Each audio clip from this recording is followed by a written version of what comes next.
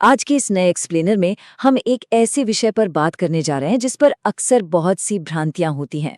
हम डॉक्टर नेहा मेहता के एक हालिया स्वास्थ्य विश्लेषण को डिकोड करने वाले हैं। इसमें सबसे दिलचस्प बात यह है कि बिना किसी दवा के केवल प्राकृतिक और शारीरिक तकनीकों के जरिए पुरुष शारीरिक वृद्धि और स्वास्थ्य को कैसे बेहतर बनाया जा सकता है, इस पर विस्तार से चर्चा की गई है। इस पूरे एक्सप्लेनर में हम उनके द्वारा बताए गए उन 5 प्रमुख अभ्यासों को समझेंगे जो सीधे तौर पर शरीर की आंतरिक कार्यप्रणाली और ब्लड फ्लो पर काम करते हैं। तो चलिए बिना किसी देरी के सीधे इस दिलचस्प विज्ञान को समझते हैं। अब सबसे पहला और बुनियादी सवाल जो दिमाग में आता है वो ये है कि क्या सच में केवल शारीरिक व्यायाम किसी पुरुष की शरीर रचना को प्राकृतिक रूप से प्रभावित कर सकते हैं? मतलब आज के समय में जहां लोग अक्सर बाहरी दवाओं या सप्लीमेंट्स का शॉर्टकट लेते हैं, वहां ये सवाल लाजमी है। लेकिन डॉक्टर मेहता का मुख्य आधार ही यही है कि कुछ विशिष्ट व्यायामों के जरिए रक्त प्रवाह में जबरदस्त सुधार किया जा सकता है और पेल्विक क्षेत्र की मांसपेशियों को प्राकृतिक रूप से मजबूत किया जा सकता है। ये शरीर के अपने ही तंत्र यानी हमारे अपने फिजिकल मैकेनिज्म का उपयोग करने का एक बहुत ही वैज्ञानिक दृष्टिकोण है। तो इस विश्लेषण को समझने के लिए हम इसे 5 स्पष्ट भागों में बांट रहे हैं। भाग 1 में मैनुअल स्ट्रेचिंग और जेल्किंग, भाग 2 में पेल्विक फ्लोर की कंडीशनिंग, भाग 3 में तेल और मसाज का उपयोग, भाग 4 में पीनस पंप का वैकल्पिक उपयोग और अंत में भाग 5 जहां हम रक्त प्रवाह और निरंतरता के असली विज्ञान को समझेंगे। चलिए सबसे पहले बात करते हैं भाग 1 की, मैनुअल स्ट्रेचिंग और जेल्किंग। पहली तकनीक जिसे स्रोत में बहुत प्रमुखता से बताया गया है वो है जेल्किंग। अब ये शब्द शायद सुनने में थोड़ा नया लगे, लेकिन इसे क्लिनिकल नजरिए से समझना बहुत जरूरी है। असल में यह एक मैनुअल स्ट्रेचिंग तकनीक है। इसमें होता क्या है कि दोनों हाथों का उपयोग करके एक विशिष्ट ऊपर से नीचे की दिशा में स्ट्रोक लगाया जाता है। इसका मुख्य उद्देश्य उस हिस्से की मांसपेशियों को धीरे धीरे स्ट्रेच करना है ताकि वहां रक्त के प्रवाह को अधिकतम स्तर तक बढ़ाया जा सके। तकनीक पुरानी है, लेकिन इसे बिल्कुल सही तरीके से करना ही इसके परिणामों की असली चाबी है। यहाँ एक नंबर याद रखना बहुत जरूरी है, 30 से 40, बस इतने ही सेकंड। डॉक्टर मेहता इस बात पर बहुत ज्यादा जोर देती हैं कि ये व्यायाम केवल 30 से 40 सेकंड तक ही किया जाना चाहिए। इसे भूलकर भी घंटों नहीं करना है। अगर कोई इसे 2 या 3 मिनट तक खींचता है तो असल में ये एक लाभकारी व्यायाम से बदलकर अत्यधिक थकावट या कहें ओवर एक्सर्शन बन जाता है। और सच कहूं तो ये फायदे की जगह भारी नुकसान कर सकता है। समय की यही सीमा इसे एक सुरक्षित और नियंत्रित अभ्यास बनाती है। और इसके चरण भी बहुत स्पष्ट हैं। स्रोत में साफ तौर पर अंगूठे और छोटी उंगली का उपयोग करने की सलाह दी गई है। स्ट्रोक हमेशा ऊपर से नीचे की ओर लगाने होते हैं। एक बहुत ही प्रैक्टिकल बात जो डॉक्टर मेहता यहाँ बताती हैं वो ये है कि यदि प्रक्रिया के दौरान इरेक्शन होता है तो तुरंत रुक जाना चाहिए और 5 से 10 सेकंड का इंतजार करना चाहिए और फिर इसे कुल 4 से 5 बार ही दोहराना है। ये पूरी प्रक्रिया किसी चमत्कार पर नहीं बल्कि पूरी तरह से फिजिकल मैकेनिक्स पर आधारित है। अब आते हैं भाग 2 पर, जो बाहरी स्ट्रेचिंग से आगे बढ़कर आंतरिक मांसपेशियों के बारे में है, पेल्विक फ्लोर की कंडीशनिंग। यहाँ हम बात कर रहे हैं कीगल व्यायाम की। अक्सर एक गलतफहमी होती है कि कीगल शायद सिर्फ महिलाओं के लिए है, पर ऐसा बिल्कुल नहीं है। स्रोत के अनुसार पुरुषों के लिए भी एक मजबूत आंतरिक नींव बनाने में ये बेहद प्रभावी है। इसे ऐसे समझिए जैसे किसी इमारत की नींव होती है। अगर पेल्विक मांसपेशियां मजबूत हैं तो वे पूरे निचले शरीर को एक बहुत ही ठोस और बेहतर शारीरिक समर्थन या कहें एक सॉलिड सपोर्ट सिस्टम प्रदान करती हैं। इसका आंतरिक विज्ञान बहुत ही रोचक है। जब इन पेल्विक फ्लोर की मांसपेशियों को बार बार सिकोड़ा और छोड़ा जाता है तो ये सिर्फ मांसपेशियों को मजबूत नहीं करता, बल्कि इसका सबसे बड़ा फायदा ये है कि ये निचले हिस्से में मौजूद उन बंद नसों को भी खोलने में मदद करता है जो ठीक से काम नहीं कर रही होती। और इसी बढ़ी हुई कार्यक्षमता के कारण ये प्राकृतिक रूप से शारीरिक आयामों और ओवरऑल फिटनेस को बहुत शानदार तरीके से सपोर्ट करता है।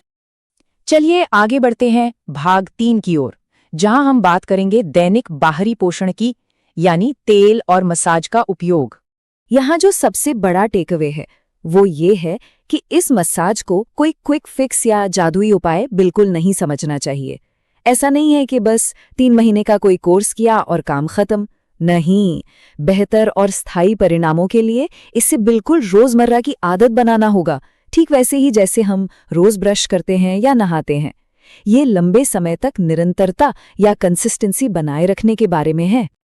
अब सवाल आता है कि मसाज के लिए तेल कौन सा हो। स्रोत में कुछ विशिष्ट हर्बल सामग्रियों का साफ तौर पर उल्लेख किया गया है, जैसे कि सफेद मूसली, जो एक बहुत ही शक्तिशाली और प्रसिद्ध वानस्पतिक अर्क है। फिर है अश्वगंधा, जो एक सिद्ध पारंपरिक हर्बल घटक है और नसों को आराम देने के लिए जाना जाता है। और लौंग, जो एक सक्रिय वार्मिंग सामग्री के रूप में काम करता है और रक्त प्रवाह को तुरंत उत्तेजित करता है। डॉक्टर मेहता इसके लिए आयुष प्रमाणित तेलों की ही सिफारिश करती हैं, जैसे कि स्रोत में बताया गया लैपटॉप मसाज ऑयल, जिसमें ये सभी सामग्रियां बिल्कुल सही और संतुलित मात्रा में होती हैं। और इसे दिन में कितनी बार करना है? इसका जवाब है 2। अधिकतम लाभ के लिए इन प्रमाणित तेलों से दिन में ठीक 2 बार मसाज की जानी चाहिए। और याद है ना वो समय सीमा जो हमने पहले डिस्कस की थी? बिल्कुल, प्रत्येक सत्र केवल 30 से 40 सेकंड का ही होना चाहिए। ये रूटीन सुनने में बहुत ही साधारण लगता है, लेकिन इसे दिन में 2 बार करना बेहद आवश्यक बताया गया है। अब आते हैं भाग 4 पर, एक वैकल्पिक बाहरी उपकरण के रूप में पीनिस पंप का उपयोग। देखिए, इसे ऐसे समझना होगा कि जो मैनुअल व्यायाम है वो तो पूरी दिनचर्या का आधार है, जिसके लिए आपके अपने दैनिक शारीरिक प्रयास की जरूरत होती है, जबकि पंप जैसे बाहरी उपकरण केवल एक अतिरिक्त सहायता हैं। स्रोत बिल्कुल स्पष्ट करता है कि अगर मैनुअल व्यायाम और स्ट्रेचिंग नियम से की जा रही है तो वास्तव में किसी पंप की कोई खास जरूरत नहीं है। ये सिर्फ उन लोगों के लिए एक वैकल्पिक उपकरण है जिन्हें लगता है कि उन्हें रक्त प्रवाह को गति देने के लिए थोड़ी एक्स्ट्रा मदद की जरूरत है। पर अगर कोई इस विकल्प को चुनता ही है तो इसका यांत्रिक काम या मैकेनिज्म बहुत सीधा सा है। सबसे पहले उपकरण की ट्यूब को संबंधित क्षेत्र के ऊपर रखा जाता है, फिर एक वैक्यूम क्रिएट किया जाता है जो भौतिक रूप से उस क्षेत्र में रक्त को खींचता है। उसके बाद सक्शन को रिलीज कर दिया जाता है और फिर इस प्रक्रिया को दोहराया जाता है। ये कोई जादू नहीं है, बल्कि पूरी तरह से फिजिक्स के वैक्यूम सिद्धांत पर काम करता है, जो वहां तुरंत ब्लड फ्लो को बढ़ा देता है। और अब हम आते हैं अपने आखिरी और सबसे महत्वपूर्ण भाग पर, रक्त प्रवाह और निरंतरता। अगर हम इन सभी 5 अभ्यासों का निचोड़ निकालें तो बात वास्तव में इन्हीं 3 चीजों पर आकर टिकती है। चाहे वो जेल्किंग हो, कीगल हो या फिर मसाज, इन सब का इकलौता और मुख्य उद्देश्य है बेहतर ब्लड सर्कुलेशन के लिए उन बंद पड़ी नसों को खोलना, ग्रेविटी और एक्सरसाइज की मदद से नीचे की ओर रक्त के प्रवाह को बढ़ाना और समय के साथ उन पेल्विक मांसपेशियों को लगातार मजबूत करते रहना। यही वो असली विज्ञान है जिस पर डॉक्टर मेहता का ये पूरा स्वास्थ्य विश्लेषण टिका हुआ है। डॉक्टर मेहता का ये कथन अपने आप में इस पूरे एक्सप्लेनर का सार है। इन तकनीकों को एक सुसंगत जीवन शैली का हिस्सा होना चाहिए। रातों रात किसी चमत्कार की उम्मीद नहीं की जा सकती। अगर प्राकृतिक तरीके से शारीरिक कार्यक्षमता और स्वास्थ्य में सुधार करना है तो इन तकनीकों को एक कंसिस्टेंट लाइफस्टाइल का हिस्सा बनाना ही होगा। निरंतरता, यही वो इकलौती चाबी है जो इन प्राकृतिक अभ्यासों को काम करने लायक बनाती है। और इसी के साथ हम आज के इस विश्लेषण के अंत में आते हैं। जाने से पहले इस विचारोत्तेजक प्रश्न पर जरा गौर कीजिएगा। आज के इस दौर में जहां हर कोई रातों रात असर करने वाली जादुई गोलियों और त्वरित उपायों की तलाश में भाग रहा है, क्या हमारे शरीर के सर्वोत्तम स्वास्थ्य और कल्याण का असली रहस्य हमारी अपनी साधारण दैनिक सुसंगत आदतों और अनुशासन में छिपा है? आज का ये विश्लेषण तो बहुत ही स्पष्ट रूप से हाँ की ओर ही इशारा करता है। इस एक्सप्लेनर में हमारे साथ जुड़ने के लिए धन्यवाद। उम्मीद है इससे आपको इस विषय का एक बहुत ही स्पष्ट और वैज्ञानिक दृष्टिकोण मिला होगा। सीखते रहें और सबसे जरूरी बात, स्वस्थ रहें।